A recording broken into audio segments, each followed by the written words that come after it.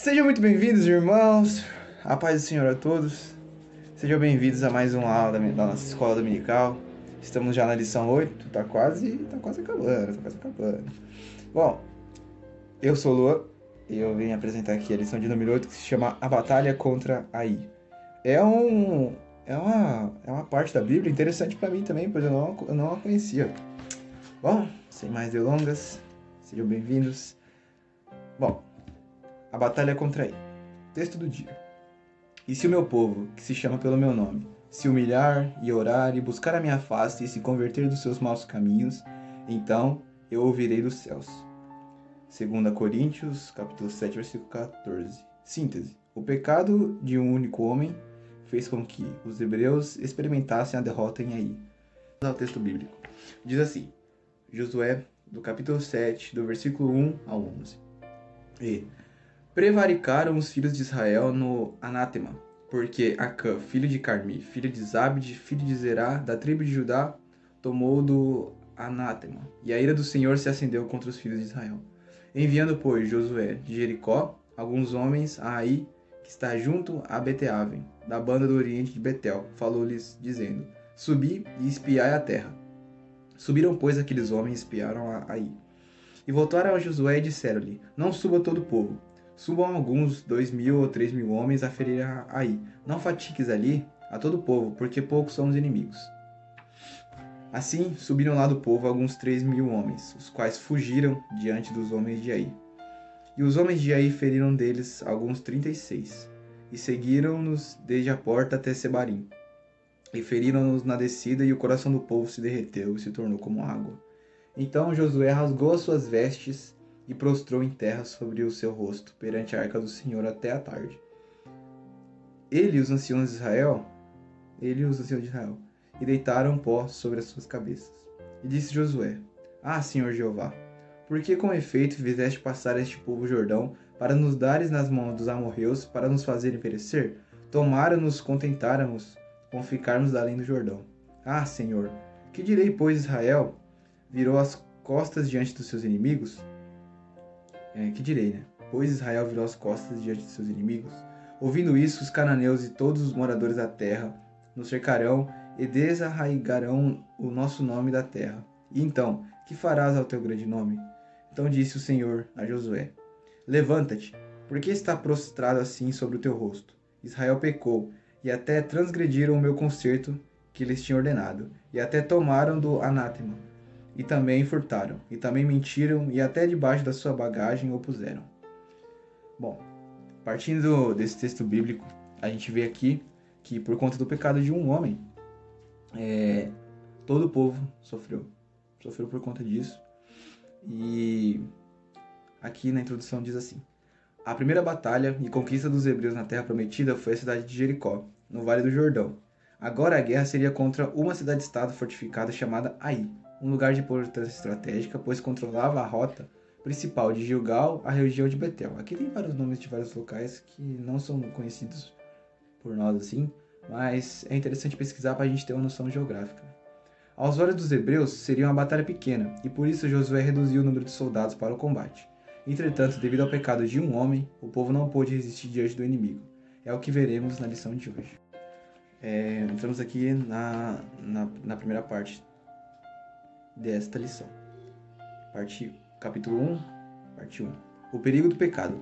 O triste episódio da tomada de Ai nos mostra que não há nada mais perigoso para o crente do que o pecado. A iniquidade nos afasta de Deus e faz com que fiquemos vulneráveis aos ataques do inimigo. Deus havia dito que Josué não precisava temer e que ele tomasse toda a gente de guerra e fosse pelejar contra Ai, pois a vitória seria certa. Mas o pecado de um único homem, chamado Acã, fez com que os hebreus fossem derrotados e envergonhados. O pecado de Acã. Antes de entrar no pecado de Acã, a gente vê como um pecado pode nos ferir.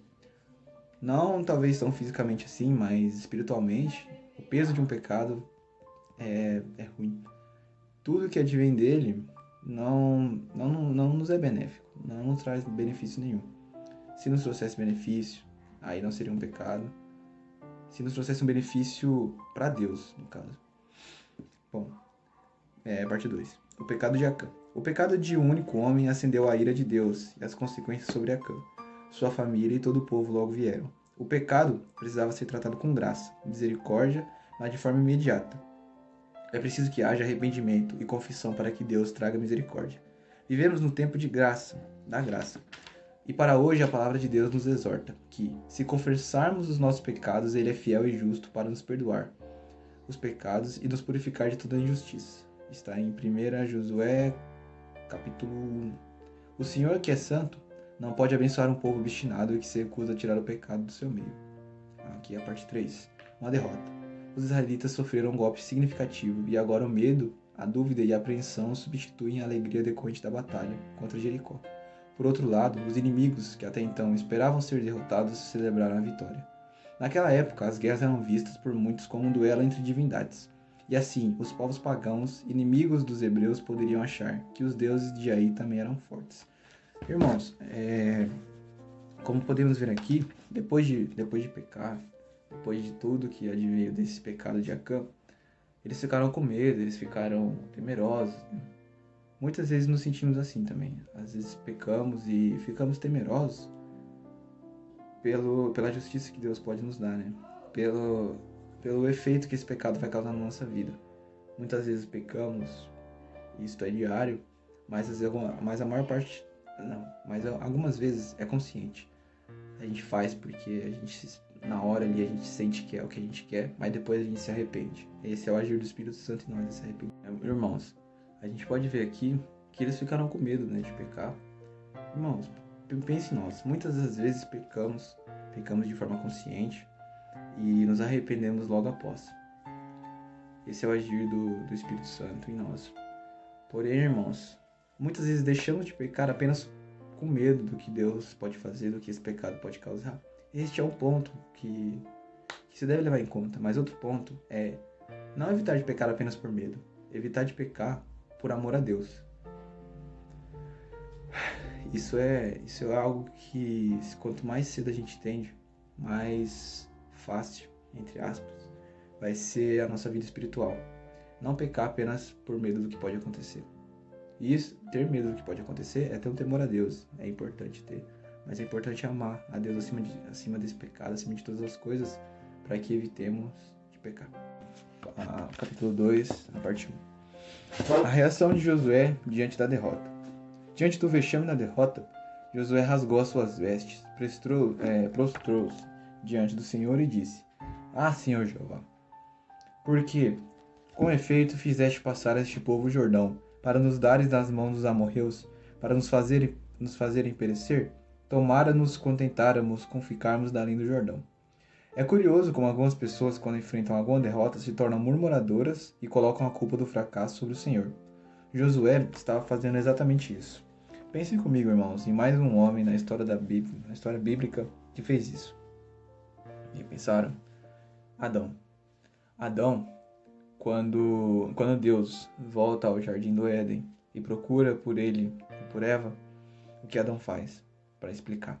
Ele culpa a mulher que Deus deu a ele, dizendo: a mulher que tu me deste me fez pecar.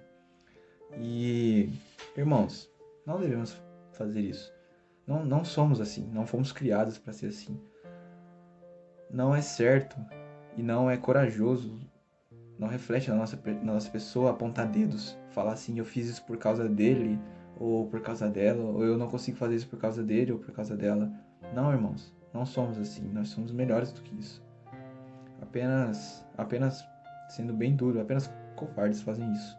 E nós não somos covardes, estamos em Cristo, somos corajosos, somos criados para sermos corajosos. Quando Adão faz isso, ele atribui a Deus infidelidade por causa de problemas ocorridos.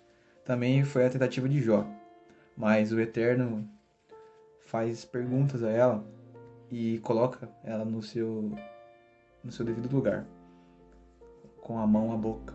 Deus jamais se equivoca em seus juízos, ainda que seja difícil compreendê-los. Acã, aqui na parte 2, Acã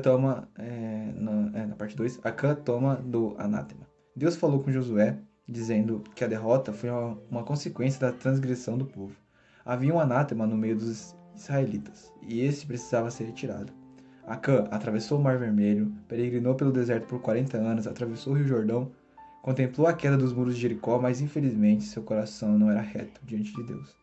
Ao ver dentre os despojos uma boa capa babilônica, 200 barras de prata e uma barra de ouro que pesava mais ou menos meio quilo, cobiçou e tomou tudo. Cuidado, não se deixe enganar. O pecado pode até ser atrativo, mas possui um enorme poder destrutivo.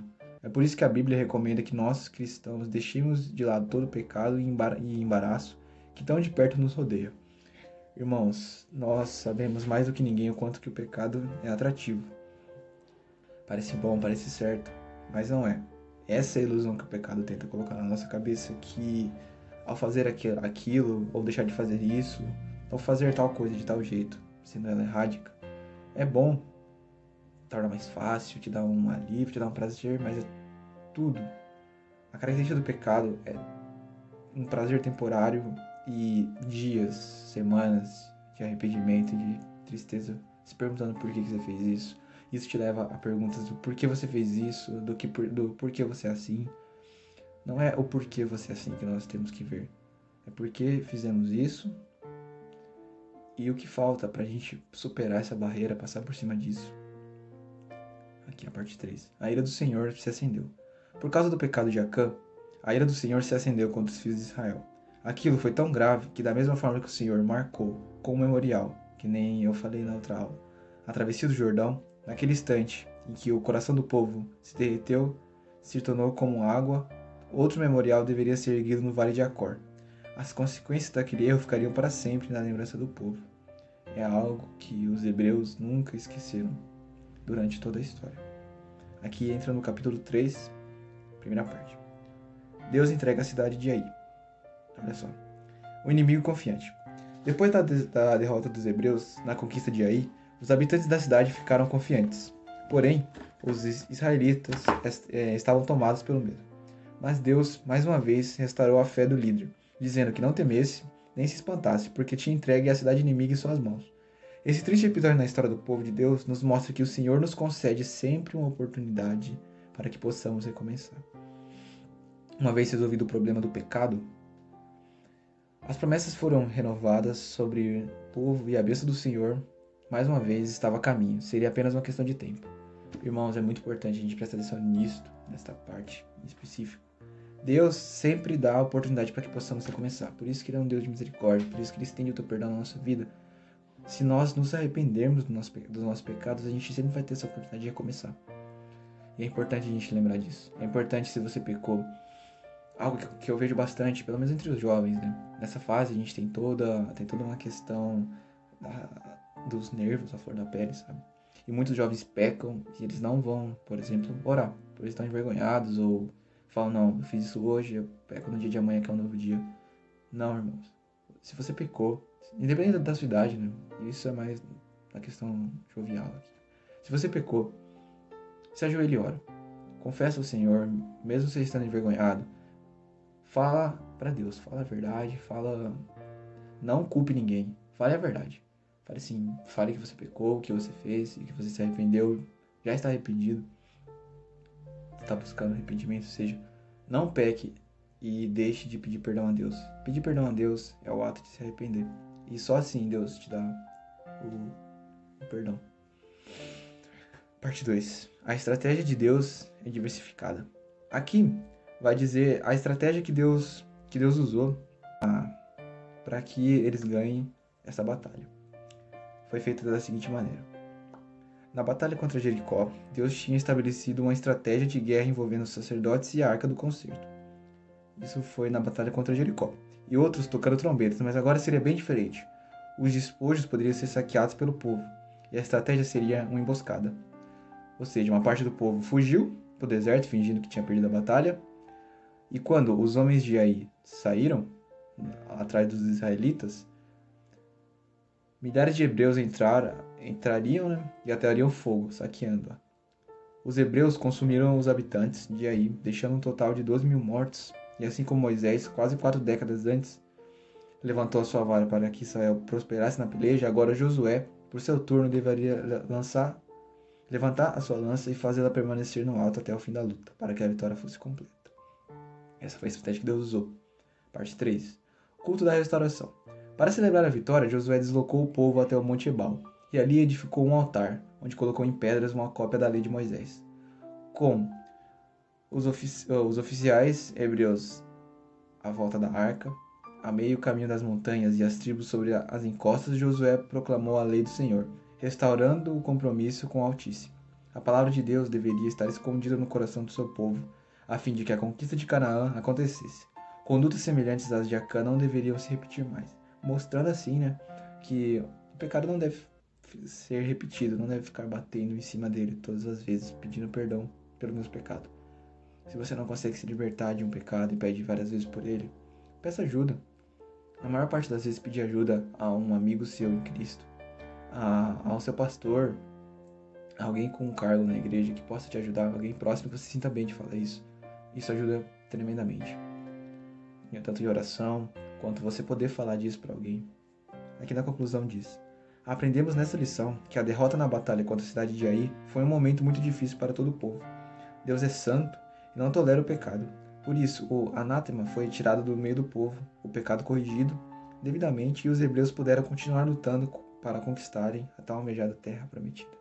Este é o fim desta lição. Muito obrigado a todos que assistiram até aqui. Que Deus esteja convosco e que das minhas palavras, das minhas palavras não, das palavras que Deus coloca em meu coração, vocês possam prosperar e seguir bem. Muito obrigado e até uma próxima.